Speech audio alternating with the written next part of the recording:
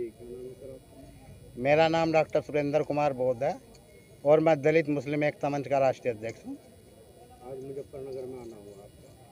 मुजफ्फरनगर में इसलिए आए, मुजफ्फरनगर की सरजमी से प्रतिवर्ष की भांति इस वर्ष भी बाबू जगजीवन राम समाज सेवा समिति द्वारा उनके राष्ट्रीय अध्यक्ष वीरेंद्र कुमार जी द्वारा जो प्रतिवर्ष की तरह जयंती मनाते हैं, इस वर्ष भी शोभा यात्रा का आयोजन किया गया और हमें इनवाइट किया गया बाबू जगजीवन राम की जयंती के उपलक्ष्य में। क्या कहना चाहोगे उनकी जयंती के अवसर पर? बाबू जगजीवन राम की जयंती के बारे में तो मान लिया जितना भी बाबू जगजीवन राम के बारे में कहा जाए उतना ही कम है। पहली बात तो हमारे गौरव रहे भारत देश के सर्वप्रथम दलित समाज से उप प्रधानमंत्री पद से सुशोभित हुआ है और जी यहाँ तक उन्हें ऐसे अहम मंत्रालय को संभाला गया जैसे रक्षा मंत्री भी हुए। आपके इसमें आपका गृह मंत्रालय को भी उन्होंने अच्छी तरह बेखूबी से संभाला है, आपका रक्षा मंत्रालय भी, और यहाँ तक जिस भी मंत्रालय में बाबू साहब जगजीवन राम को जो जिम्मेदारी दी गई है बहुत बेखूबी से निभाई गई है। और वहाँ पर जितना भी पिछड़ा दलित शोषित समाज के उत्थान हेतु जोन से डिपार्टमेंट में रहे, प्रत्येक डिपार्टमेंट में बहुत अच्छी तरह वैकेंसी निकाल ली, उन्हें रोजगार प्रदान किए गए।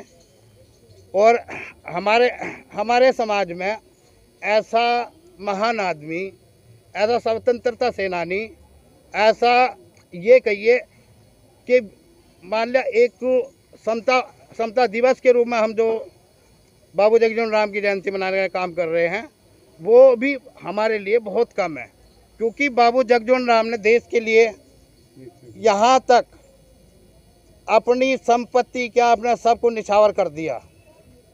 जबकि हम चाहते उद्योगपति भी बन सकते थे, लेकिन उन्होंने समाज का रास्ता अपनाया, समाज सेवा का रास्ता अपनाया, राजनीति में प्रवेश किया और यहाँ तक बाबा साहब के साथ में संविधान सभा के सदस्य भी रहने का काम बाबू जगजीवन राम ने किया है।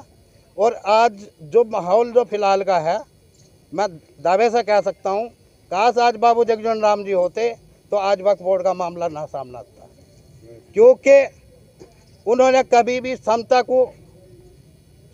को ही महत्व दिया है, एक समानता को महत्व दिया है, सबको एक साथ लेकर चलने का काम किया गया है।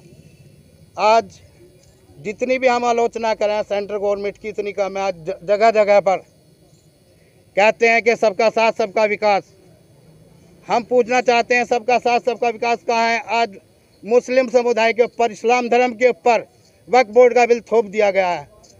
हम तो जब चाहते कि मान लें योगी और मोदी की सरकार सबका साथ सबका विकास लेकर चल रही है, अगर हिंदू धर्म में भी मठाधीश हैं, बहुत बड़े बड़े मठाधीश हैं, योगी जी का खुद मठाधीश है गोरखपुर के अंदर, उनके ऊपर भी बिल लाया जा, आरएसएस की संपत्ति इस पर भी बिल लाया जा। आपका मान लिया ये ईसाई मठ हैं, ईसाइयों के चर्च हैं, उन पर भी मान लिया बिल लाया जा। लेकिन तुष्टीकरण की राजनीति इस देश के अंदर जो की जा रही है वो एक धर्म को परेशान करने के लिए की जा रही है। और उसी के साथ में मैं आज ये कहना चाहूँगा कि बिहार ने हमें 2 सबूत दिए देश के लिए और दलित शोषित समाज के लिए, पिछड़े समाज के लिए, अल्पसंख्यक समाज के लिए, उनके उत्थान के लिए सर्वप्रथम दिए बाबू जगजीवन राम को समर्पित किया गया देश के लिए। उसके बाद में बाबू जगजीवन राम जी के बाद में दलितों के मसीहा कहलाए गए यहाँ पर पूर्व केंद्रीय मंत्री ये रामविलास पासवान जी। अगर इनमें से दोनों में से एक भी शख्स आज जिंदा होता तो मैं ये दावे से कहता हूँ कि ये बिल पास ना होता। इसमें हम उन पार्टियों को भी कहना चाहते हैं जो पार्टी आज बलि का बकरा बने हैं। अगर इन्हें बिल ही लाना था 2014 में भी ला सकते थे, 2019 में भी बिल ला सकते थे। अभी बिल क्यों लाएगा? क्योंकि कुछ ये 5 जो बकरे उन्होंने तैयार किए गए उन्हें हलाल करने के लिए, उनके बकरा ईद पर बलि देने के लिए उन्हें तैयार कर दिया गया।